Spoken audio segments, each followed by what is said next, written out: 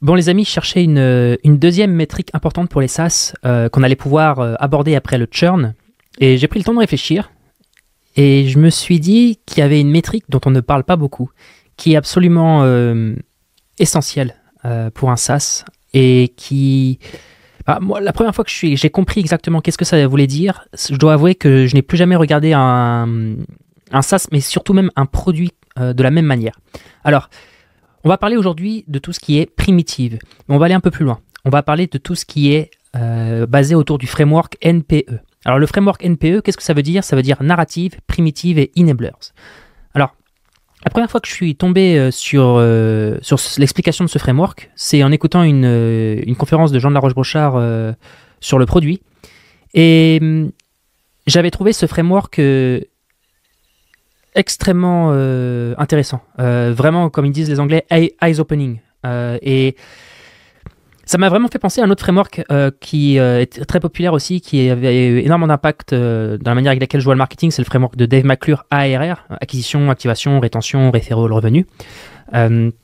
Et ce framework-là, il est aussi très intéressant parce qu'il va nous permettre de pouvoir tout simplement travailler nos roadmaps et surtout prioriser nos features de manière extrêmement intelligente. Alors, ce framework, j'ai jamais retrouvé nulle part parce que c'est normal, il a été inventé par Jean de la Roche-Brochard. C'était un framework qu'il utilise en fait pour observer le monde consumer et en particulier des applications mobiles en fait, tout ce qui est mobile consumer. Et en fait, ce framework-là, il l'a développé pour essayer de comprendre. Parce que vous savez que les investisseurs, ils doivent... c'est très difficile, surtout dans le monde du consumer. Il faut réussir à analyser une boîte très vite et se rendre compte de son potentiel. Et si possible, même le plus tôt possible. Donc c'est un exercice qui est particulièrement difficile. Et il a mis en place justement, au travers de toutes ces observations qu'il a pu faire, notamment au travers de boîtes comme Zenly, ce framework-là de NPE, Narrative Primitive Enablers, pour pouvoir très facilement jauger un produit consumer. Mais ici, on se trouve sur une chaîne de SaaS. Alors vous allez me dire, mais pourquoi en fait tu me parles de ça si c'est un framework qui est extrêmement basé sur le B2C? Parce qu'en fait, je pense qu'il fonctionne extrêmement bien aussi pour du SaaS B2B. Et j'aurai l'occasion de vous le montrer dans cette vidéo, tout simplement parce que c'est un framework qui va vous permettre d'être super focus et de faire un produit simple et efficace de manière à pouvoir non seulement le pitcher de manière totalement intelligente à un investisseur, mais surtout pour établir et prioriser votre roadmap produit. Ce qui est toujours extrêmement difficile quand on démarre un SaaS, c'est de pouvoir en fait trouver l'angle sur lequel on va attaquer et sur lequel on va mettre toute notre énergie, parce qu'on a 24 heures dans une journée, et plus on est focus, plus on trouve le nord rapidement, plus on va être capable de pouvoir faire quelque chose qui a de la valeur. Alors, bien évidemment, il faut commencer par une niche, etc. Toutes ces choses-là, on en a déjà parlé une fois, mais je trouve que ce framework va vous permettre d'éclaircir ça encore plus loin que juste commencer par une niche. Alors, Jean, il a fait 2 conférences, je mettrai les liens en commentaire dessus, sur ce sujet-là. Et ces 2 conférences sont géniales. J'ai pris plein de notes. Et il a aussi écrit un article que je mettrai en commentaire pour ceux qui préfèrent lire. Donc, j'ai pris des notes. Donc, je vais lire beaucoup de choses qu'il a écrit et qu'il a dit. Sachant que j'ai mélangé parfois 2 citations en une en fonction d'un truc qui venait compléter dans une vidéo ce qu'il avait dit dans la première, par exemple. Donc, et asseyez-vous, prenez une tasse de café parce que je vous garantis que ça va être vraiment... ça va changer votre manière de voir un produit. Alors, on va commencer par une brève introduction. Alors, il explique. Alors, ce qu'il faut trouver dans tout produit consumer, quand vous faites face à un entrepreneur, au-delà de sa vision et de ce qu'il vous raconte, il faut réussir à trouver une chose, une seule, qui révèle la vérité sur ce que les gens veulent. Et si vous regardez les boîtes consumer qui ont le plus marché, il y avait toujours quelque chose qui a attiré l'attention à un moment tôt dans la vie de la boîte. Par exemple, pour Facebook, qui était un trombinoscope dans les universités, mais en réalité, ils se sont aperçus que les gens échangeaient énormément leurs photos régulièrement. Et que c'est ça qui créait l'attrait de la plateforme. Que c'était de venir dessus pour mettre de la nouveauté, pour que les gens continuent à se stocker en permanence. Ce terme de stocking il est important parce que c'est ce qui vient définir la narrative de Facebook, on en parlera tout à l'heure. Instagram, ça a été les filtres. Snapchat, ça a été qu'il y avait un besoin pour les gens d'envoyer des photos de manière privée et éphémère à des proches. Zenly, c'était juste de géolocaliser ses amis. Twitch, c'est de regarder les gens qui jouent aux jeux vidéo, etc. LinkedIn, c'était la reconnaissance professionnelle, et en particulier le nombre de profile views. Tout cela paraît trivial, mais c'est super important, car c'est la narrative de tout produit consumer. Et là, on vient aborder ce qu'est la narrative. La narrative, c'est le comportement durable, le hook psychologique, authentique, profond et honnête qu'on va aller chercher chez les utilisateurs. La durabilité ici, donc quand il parle de comportement durable, il insiste bien, c'est extrêmement important. Parce que si vous n'en avez pas, à un moment donné, les gens n'auront plus l'usage de votre produit et vont disparaître. Je fais un point que j'ai oublié de dire en introduction, c'est que les boîtes en B2C, notamment dans tout ce qui est consumer, elles sont extrêmement exigeantes. C'est un environnement bien plus difficile que le SaaS en termes de attention span, tout ce qui est pour obtenir l'attention des gens et surtout pour la garder. C'est quelque chose qui est extrêmement difficile en B2C.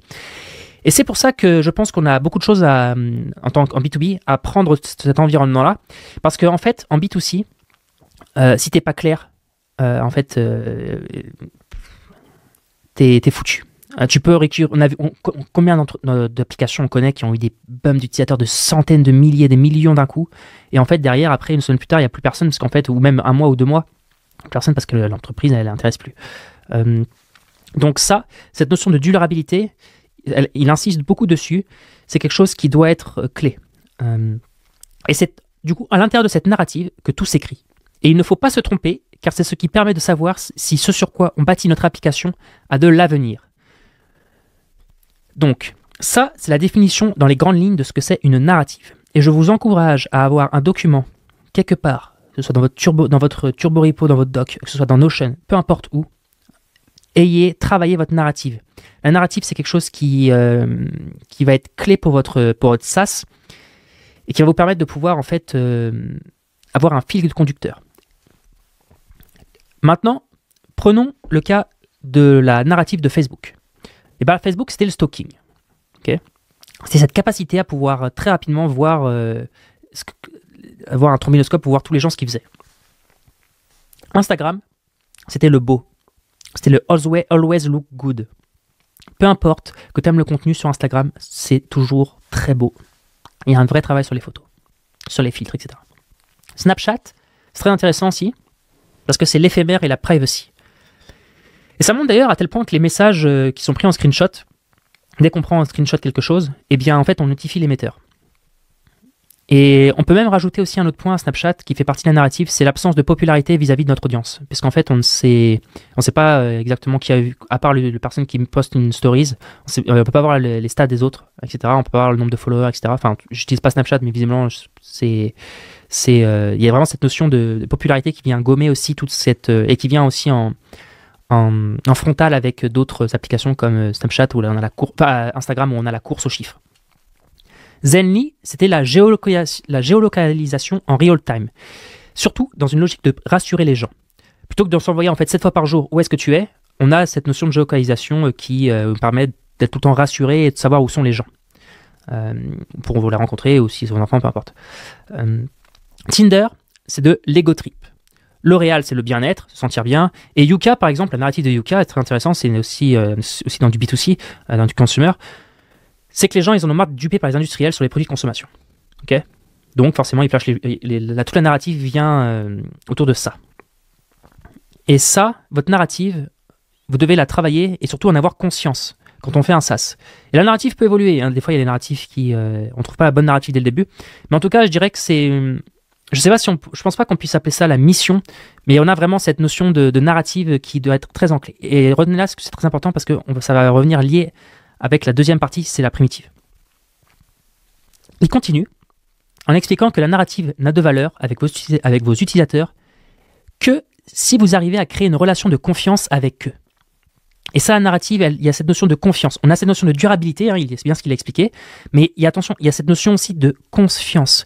Si on n'a pas si on perd cette confiance, le jour où on perd la reconnaissance de nos utilisateurs. La confiance chez Facebook, c'était le réseau. Pour Snapchat, c'était le sentiment de contrôle lié à la privacy. Si Snapchat fait des conneries au niveau de cette narrative-là et qui commence à ne pas respecter leur narrative, toute l'application perd son sens. Et ça casse la confiance. Et c'est très probable que Snapchat finisse par être une application qui n'existe plus dans les années à venir. Pour Instagram, toutes les photos sont belles, tout le temps. Peu importe qu'on aime ou pas le contenu, ce qui est sûr, c'est que le feed, il est beau. Zenly, c'est aussi, en dépit de la géolocalisation, l'accuracy, le fait que ça marche toujours. Et d'ailleurs, il racontera après des choses très intéressantes sur les métriques au niveau de Zenly. Pour Tinder, c'est le matching. Pour L'Oréal, c'est le brand. Cette notion de brand, de confiance. Toutes ces choses-là sont hyper importantes pour chacune de ces boîtes, car elles créent le lien de confiance qui donne sa raison d'exister à la narrative. Donc, ce que je vous recommande de refaire quand vous travaillez votre narratif, c'est vraiment de bêtement repartir là-dessus. C'est donc quelque chose de durable. C'est quelque chose qui doit être authentique, profond, honnête, créer la confiance. Et il faut donc trouver un moyen en fait d'exprimer cette narrative. Et c'est là qu'intervient, justement, c'est le sujet de cette vidéo, la primitive. En fait, la primitive, il la définit comme la core feature qui se suffit à elle-même et qui est à travers et autour de laquelle on va bâtir tout le produit. C'est extrêmement important ça. Et c'est quelque chose en fait qu'on va pouvoir définir en une phrase. Cette primitive, elle est au cœur de la narrative en fait, et c'est vraiment la fonction cœur et l'une des difficultés des entrepreneurs. C'est pour ça que j'aime beaucoup cette notion de primitive.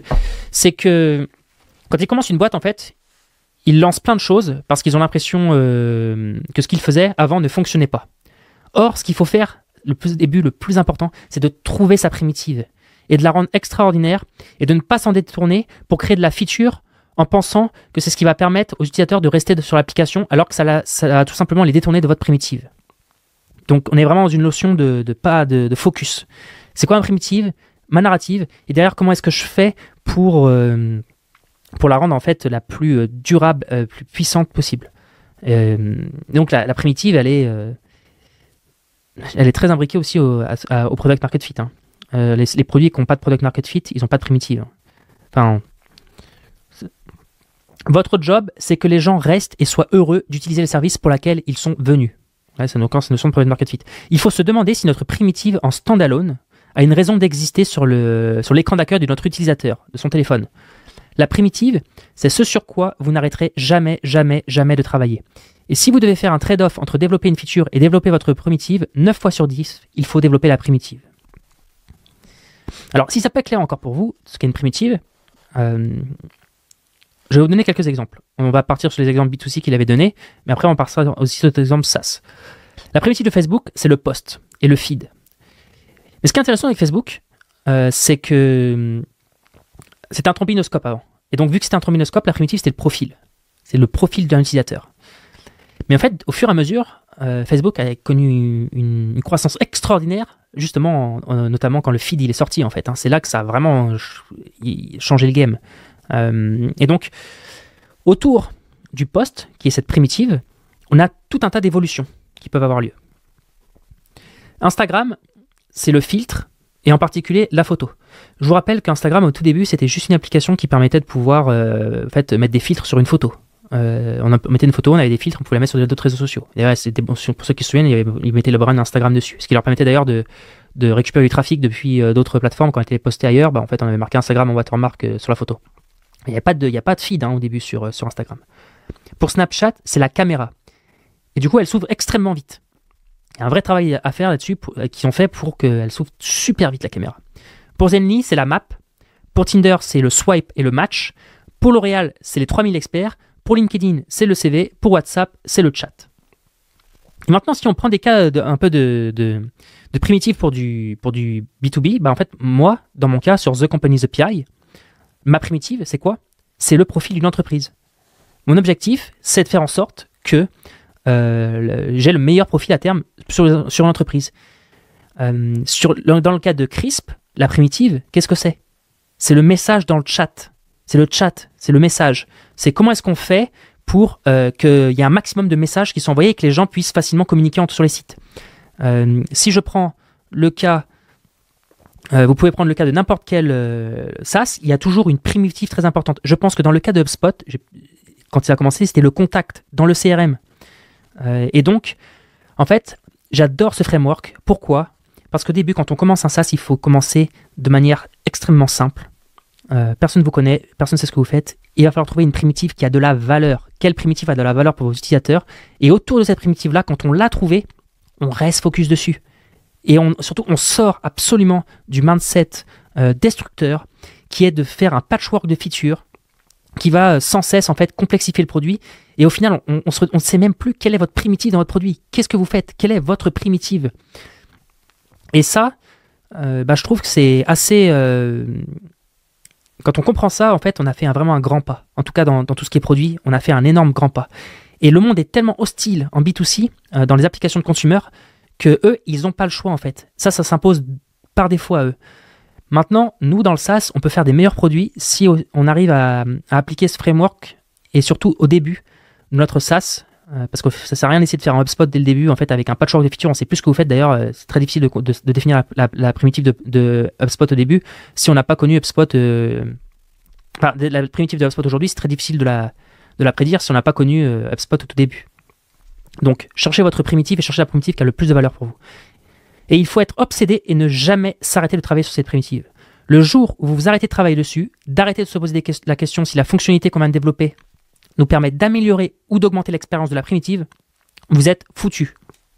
Pour Facebook, par exemple, ils citent qu'ils ont rajouté les commentaires, les formats et les likes, puis les réactions autour du post.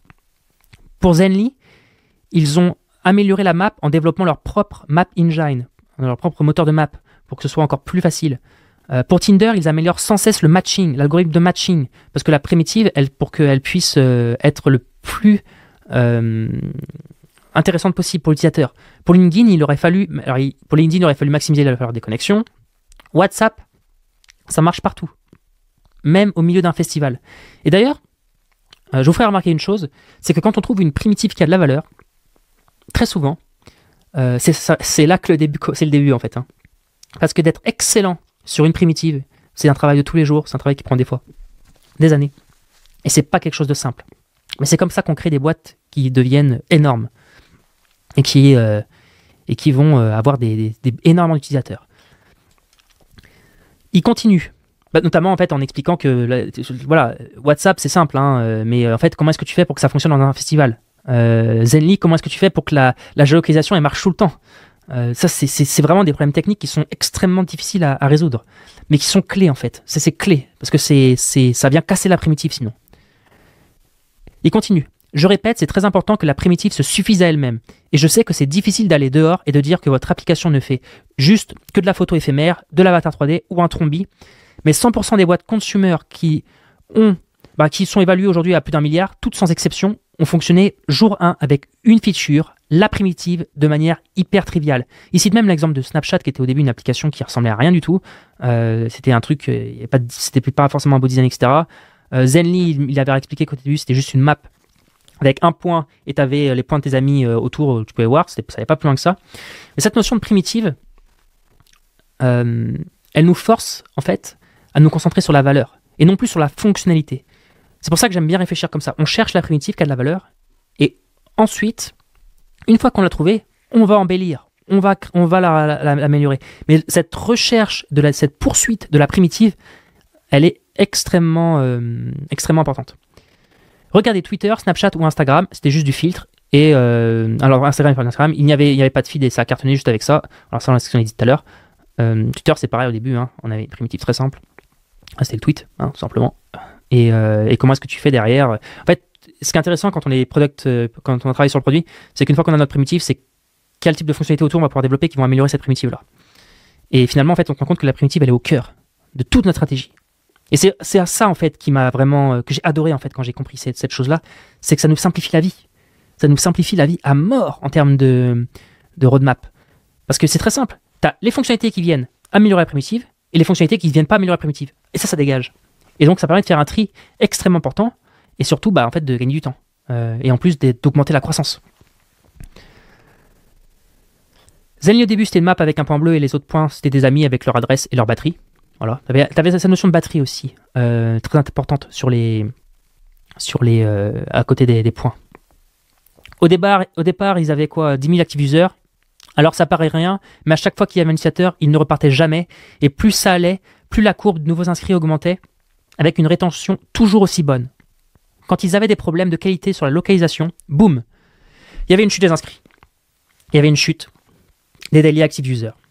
La qualité de la primitive, ça fait tout sur Zenly. C'est dingue, mais les impacts de stats qu'on a constatés quand à un moment donné, la qualité de la localisation se dégradait, on s'est rendu compte à quel point il faut avoir une primitive qui se suffit à elle-même, mais dont la qualité permet à la narrative de s'exprimer de la manière la plus exceptionnelle possible.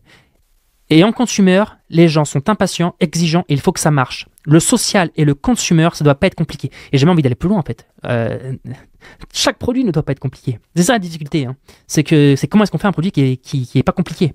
Alors je sais qu'on va me sortir des exemples, des contre-exemples où oui, ça, il n'y a pas le choix, il faut que ce soit compliqué. Mais en règle générale, c'est comment est-ce que tu fais pour que ton produit, si tu es vraiment un mec qui kiffe le produit, c'est comment tu le rends le plus simple possible.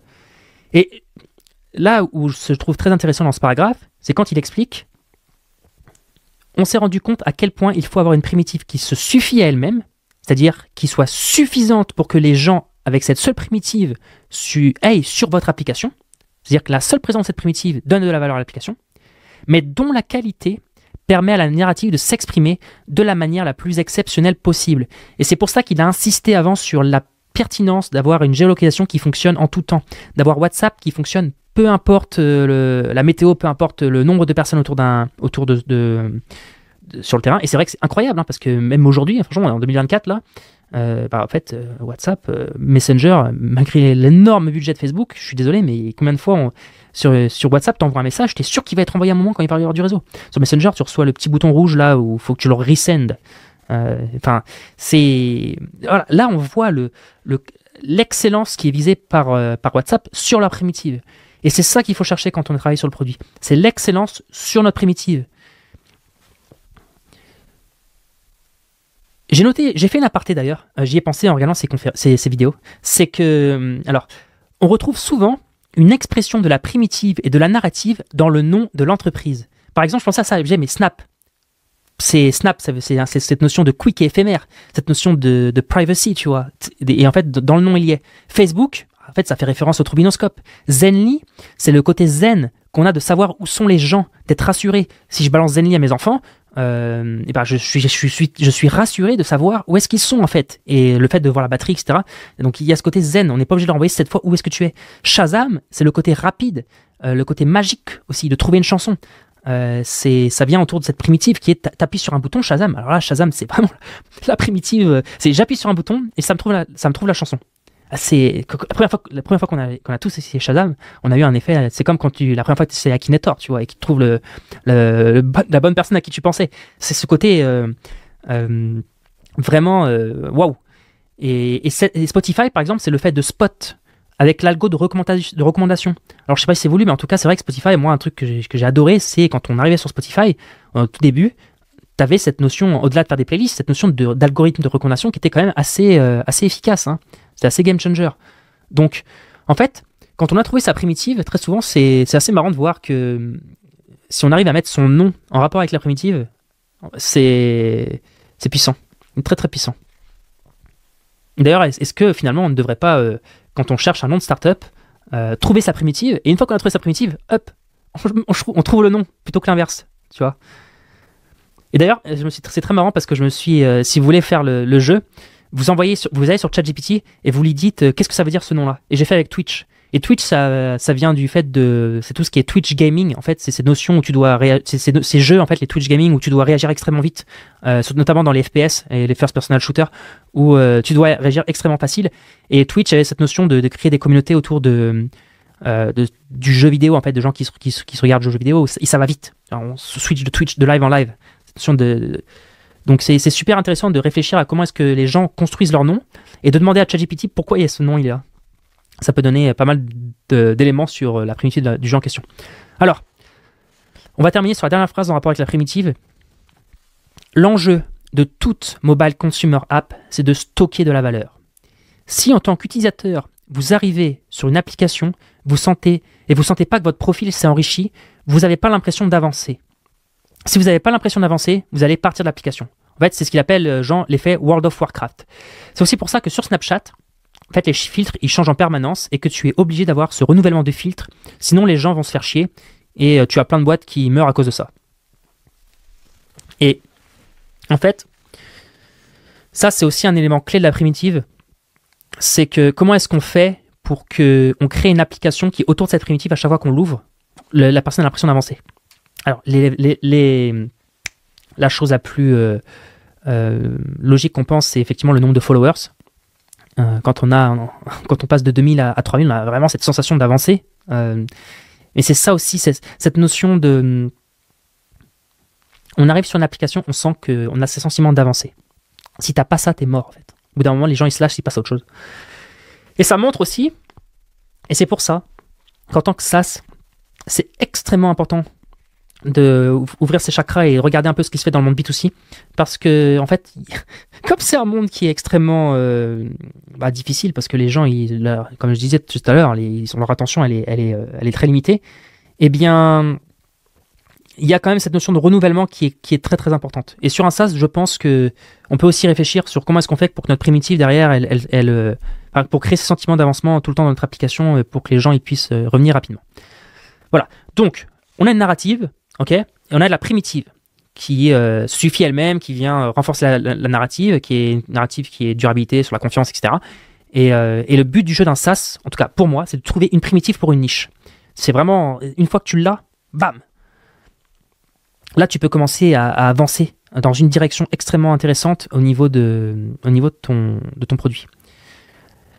On va ensuite parler d'une troisième notion qui concerne les enablers. Alors, une fois que la narrative est exprimée au travers de la primitive, tout l'enjeu, c'est de travailler la suite. La suite, elle sert à intensifier l'expression de la primitive sur le long terme et à créer des boucles de croissance et de viralité. C'est là qu'interviennent les enablers. Et les enablers, qu'est-ce que c'est?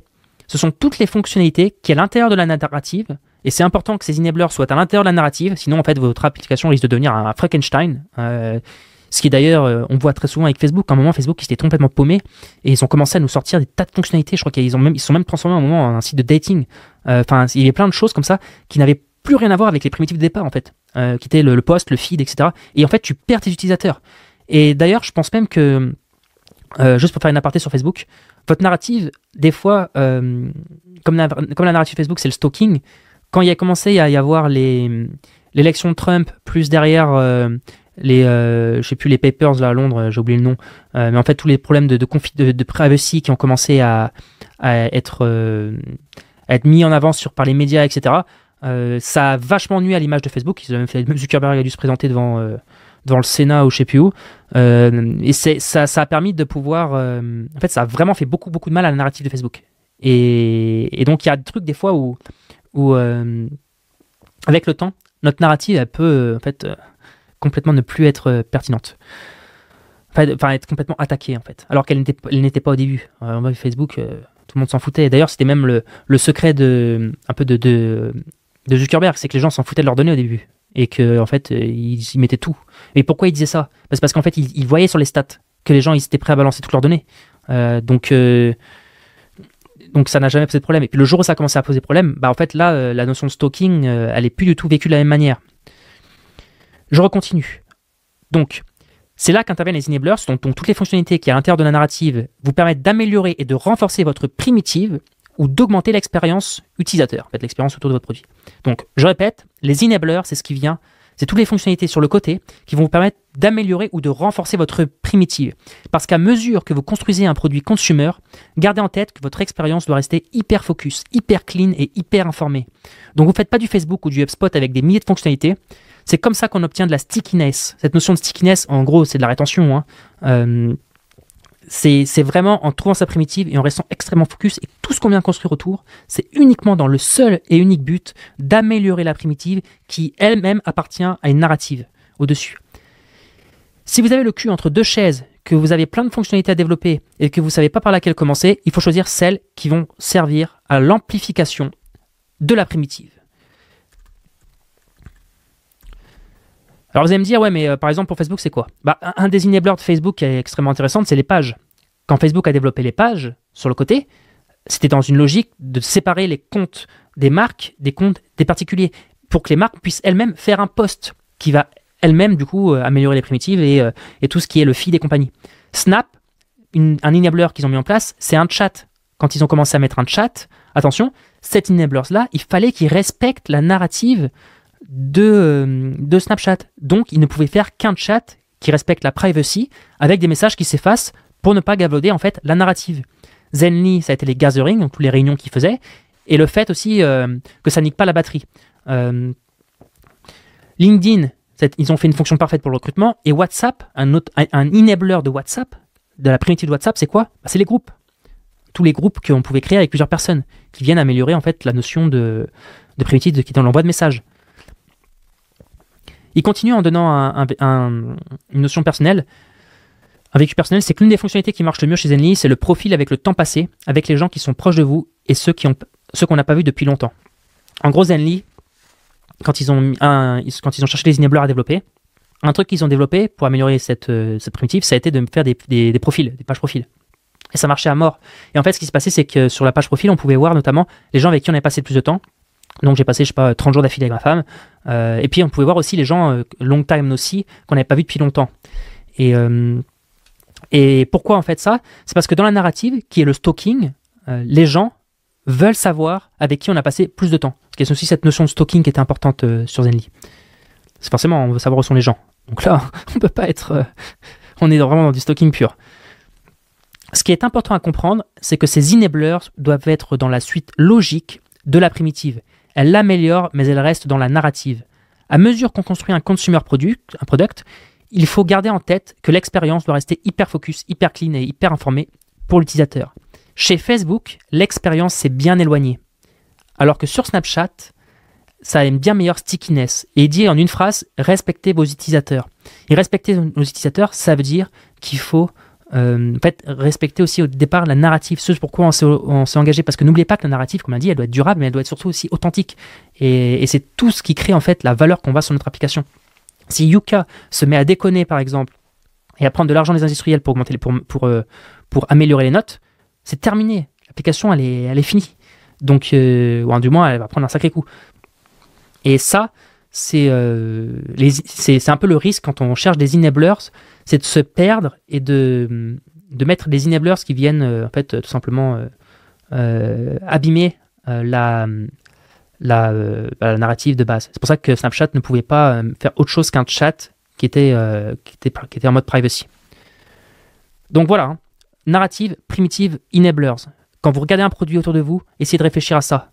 Et surtout quand vous construisez votre produit, essayez de trouver votre primitive, votre narrative, et surtout après derrière, priorisez votre map produit en fonction des enablers qui sont absolument pertinents pour vous. Dans mon cas, par exemple, c'est pour ça que j'ai bien aimé revoir ces vidéos-là, parce que ça m'a permis de me remettre un peu une claque sur certaines choses au niveau de la priorisation des features. C'est qu'en fait, les intégrations, ça vient renforcer ma primitive. Donc, j'ai tout intérêt à développer des intégrations pour que les gens puissent facilement récupérer sur The Company's API de la donnée entreprise ailleurs. Alors, ça, c'était le framework NPE, Narrative Primitive Enablers. Okay, maintenant, on va parler d'un autre point qu'il mentionne régulièrement, c'est tout ce qui est data et test utilisateur. Il a fait beaucoup de références à ce point-là. Parce qu'en fait, il explique qu'un autre point important, c'est la data. Elle va vous révéler des vérités que vous ne pouvez voir nulle part ailleurs. Quand Facebook s'est rendu compte que les gens changeaient leurs photos régulièrement, c'est de la data. La data, elle parle et elle montre la vérité que l'œil nu ne peut pas voir. La data, elle permet aussi de voir où ça ne va pas. C'est-à-dire que l'app ne marche pas à cause d'un onboarding qui déconne. La data, elle parle énormément, via Amplitude par exemple. Donc il faut regarder les cohortes, il faut faire des segments, il faut regarder les usages, la typologie, il faut regarder les funnels de conversion, il faut regarder les segments, ouais, c'est ce qu'il explique. Hein. Parce que ça, c'est ce qui va vous permettre de prendre des décisions éclairées. Et d'ailleurs, il y a... Ah putain, ouais, attends, je vous fais une aparté. Je me suis mis à écouter un podcast qui s'appelle de Lex Fridman. Je ne sais pas si vous connaissez ce mec, mais j'avais vu plusieurs fois des podcasts de lui. Ces podcasts sont formidables. Là, dernièrement, il a réussi à avoir Jeff Bezos. Et Jeff Bezos, il s'exprime assez rarement comme ça sur des formats de 3 heures. Je ne sais même pas s'il en a déjà fait. Et c'était incroyable. Genre, moi, j'ai adoré. C'est là aussi où tu vois des gens qui sont... Enfin, c'est la Ligue des Champions parce que il expliquait beaucoup de choses sur sa vie, j'adorais sa définition sur l'inventeur, etc. Donc je vous recommande de regarder le podcast, mais avec de Lex Fridman et même de sa chaîne. Il a fait plein d'autres, parce en fait, là où je voulais en venir, c'est que Jeff Bezos, à un moment, il explique que la data, elle est extrêmement importante pour Amazon. Et il a cette phrase que j'ai retenue, que j'adore. la data, une métrique, en fait, il parle de la métrique, c'est le proxy vers la vérité. Et cette notion de proxy vers la vérité, j'ai adoré parce qu'en fait, elle montre aussi toute l'humilité que l'on doit avoir pour trouver la vérité. On doit être capable de pouvoir définir une métrique claire qui elle-même va nous permettre par proxy de trouver la vérité. Donc mettez en place la métrique très importante sur Amplitude et au début vous commencez avec des convictions, de l'intuition qu'il faut ensuite nourrir avec de la user research. L'analyse des comportements utilisateurs mélangée avec de la data vous permettra d'avoir la vérité sur votre produit. Donc voilà. Alors il redit un petit peu cette quête de la vérité, en fait, elle est très importante pour faire des décisions éclairées. Et au début, je sais qu'on a tendance à penser que... D'ailleurs, c'est ce qu'il va dire. On a tendance à penser que les gens, les très très grands entrepreneurs, ils ont beaucoup d'instinct, etc. Et je pense que c'est vrai. Mais en fait, je pense même que les très grands entrepreneurs, ils ont une skill, c'est ce que disait d'ailleurs Jeff Bezos dans l'interview avec Lex Fridman, c'est qu'ils ont cette capacité, en fait, face à un problème, à trouver tout un tas d'idées pour solutionner ce problème. Et donc ils ont cette notion un peu comme quand tu te retrouves dans une ferme et quand tu dois réparer un tracteur et en fait t'as pas beaucoup d'outils autour de toi et surtout tu n'as pas de garage à proximité, tu peux pas appeler un téléphone pour qu'il vienne te... Donc tu dois te débrouiller de par tout seul. Et cette notion de hacker, en fait, de trouver des choses pour réparer rapidement, lui c'est un truc qu'il avait développé, parce qu'il faut savoir qu'il allait souvent voir son grand-père dans des fermes au Texas, Jeff Bezos, et c'est comme ça qu'il a aussi développé beaucoup son instinct d'inventeur. Et cette notion de trouver très vite des solutions et de trouver, ok, cette idée, d'avoir ce flair ou se dire, ok, cette idée-là, elle paraît pourrie, mais à mon avis, elle va permettre de résoudre ce problème-là. Elle est pourrie, on peut la dégommer, mais on va quand même y aller parce qu'en fait, on va l'améliorer jusqu'à ce qu'elle résout notre problème-là. Et je pense que c'est ça, les grands entrepreneurs, ils ont cette capacité à avoir de l'instinct, c'est vrai, mais comme il explique juste après, Jean, attention, ça, c'est de l'extérieur. Parce qu'en fait, quand on regarde de l'intérieur, c'est des mecs qui regardent à fond leur data.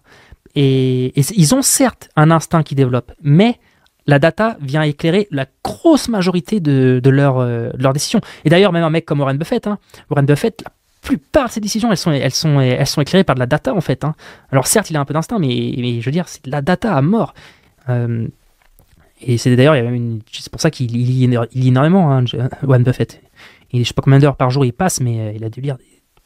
Il a peut-être passé la moitié de sa vie à lire. Donc voilà, et c'est toujours dans cette notion de trouver la data pour éclairer, pour faire des décisions éclairées. Il continue. Donc Jean, un autre point qu'on a remarqué et qui fait la qualité des entrepreneurs qu'on a en mobile, comme Mobile Consumer, Akima, et qui est probablement l'échec de certains de nos autres entrepreneurs qu'on a vus, c'est la réserve des fondateurs qui sont à la tête de ces boîtes-là. Déjà, 100% sont des product guys. Bon, ça fait sens. Et ensuite, tous ces gens-là sont tous très discrets. Et ce que ça dénote, c'est qu'ils sont très à l'écoute, très observateurs de ce qui se passe autour d'eux pour faire les bons choix instinctifs qui vont leur permettre de développer correctement leurs produits. C'est ça aussi la magie des boîtes consumer. C'est qu'on a l'impression que les choix se font sur l'intuition, alors qu'en réalité, c'est la conséquence d'une observation qui a pris énormément de temps, qui a maturé et qui a fait qu'au bout d'un moment, vous avez des éclairs de génie. Et cette phrase-là, elle est ultra importante. Il fait même une réflexion en expliquant que, par exemple, chez Zenly, il passe un temps fou à regarder les datas. Il passait un temps fou, parce que Zenly était revendu à Snapchat, comme vous le savez. Et je crois qu'il cite qu'il passait à peu près 4 heures par semaine, Antoine Martin, sur ses dashboards de métriques. Donc, voilà ce que j'avais à dire sur tout ce qui est ce framework NPE. Avec cette notion de primitive, qui est extrêmement clé, qu'il faut absolument mettre au centre de votre stratégie. Je pense vraiment que tous les SaaS, trouvez votre primitive, mettez-la au centre. Ça va vous simplifier la vie énormément. Et je vais conclure avec ça. La dernière phrase qu'il a marquée, c'est du coup, Akima, comment on le voit, c'est qu'il pense que la narrative, en fait, il réfléchit, la narrative, si vous voulez, c'est une toile d'araignée. La primitive, donc c'est tout le cercle, en fait. La primitive, elle est au centre, c'est le cœur de la toile. Et les enablers, ce sont tous les petits points qui vont se relier à la primitive et entre eux pour amplifier l'impact de la narrative. Donc cette image de toile d'araignée, je la trouvais extrêmement intéressante. Et il faut savoir qu'une toile d'araignée, vous pouvez la péter en tapant ici. Elle va rester. Par contre, si vous cassez le centre, elle s'effondre. Donc, et c'est notamment cette notion de... C'est pour ça que j'aime bien cette phrase, c'est qu'en fait, la primitive, c'est le centre. Et c'est c'est là où l'araignée est, en fait. L'araignée, elle est au centre de sa toile. Elle est sur sa primitive, tout le temps. Donc, voilà ce que j'avais à dire. Donc, merci à Jean d'avoir inventé ce framework. Je le trouve absolument fantastique. Et j'aimerais vous partager aussi une anecdote sur Jean qui est très intéressante et j'y pense souvent. En gros, j'ai eu la chance de travailler pendant 2 ans et demi à The Family et ça a été une expérience assez incroyable. Et en fait, Jean, il travaillait dans la partie leveur de fonds. Enfin, il aidait les startups à lever des fonds, entre autres, il faisait plein d'office hours. Et à un moment, en fait, j'avais lâché mon appartement et ce qui se passait, c'est que je dormais, ça m'arrivait souvent de temps en temps de dormir à The Family. Et donc, je dormais dans le sous-sol. Et en gros, des fois, je montais. Ce qui était intéressant, en fait, c'est que je voyais qui arrivait le premier. Et donc, il y avait les femmes de ménage, les 2 femmes de ménage qui arrivaient vers. C'était quoi? Elles arrivaient vers 6h50, même beaucoup plus tôt, hein, c'était à 6h20, elles arrivaient. Il y avait Harry qui arrivait avec la corbeille de fruits vers 7h10, hein, pour ceux qui s'en souviennent, cette fameuse corbeille de fruits à The Family. Et il y avait ensuite Jean qui arrivait souvent le premier avec son vélo pliable. À l'époque, il avait un vélo pliable. Et il arrivait avec son vélo pliable sur le dos et il montait dans ses bureaux. Et ça me faisait toujours marrer parce que moi, j'étais du coup assis en train de prendre mon café, etc. Et quand je voyais ça, je me disais toujours, c'est vrai que c'est quelqu'un qui est extrêmement organisé et surtout, c'est quelqu'un qui, c'est le premier arrivé en fait. Et ça me fait penser à une anecdote, et c'est pas étonnant que c'est un gars qui est brillant, parce qu'en fait, pour les jeunes, c'est pour ça que je vous dis ça, c'est pour les jeunes qui nous écoutent, le succès, c'est pas forcément, c'est pas du tout de faire partie des masterminds, etc., ou toutes les choses qu'on essaie de vous vendre, etc. Le succès aussi, c'est beaucoup de rester devant son ordinateur à travailler et d'être le premier arrivé et le dernier parti. Et ça, c'est des choses qui sont nettement plus difficiles que de s'inscrire à un mastermind, etc. Mais c'est des choses qui font la différence sur le long terme. Et ça me fait penser à une autre chose, en fait, c'est que par exemple, l'entraîneur de William Gallas au foot, il racontait que William Gallas, c'est pas étonnant qu'il est arrivé à un haut niveau, parce que c'était le premier à l'entraînement et le dernier à partir. Et donc, à chaque fois, j'y pense, je me dis, ouais, Jean, c'était le premier arrivé et un des derniers à partir. Alors, des fois, je sais pas si c'était le dernier, en tout cas, c'est le premier arrivé.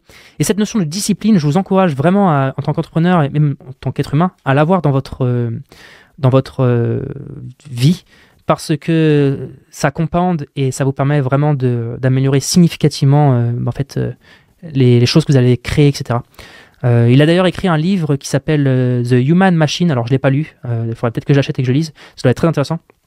Mais ouais, la discipline, c'est quelque chose qui est très, très important en tant qu'entrepreneur. Et surtout, le sport, la santé, ce qu'on mange, etc.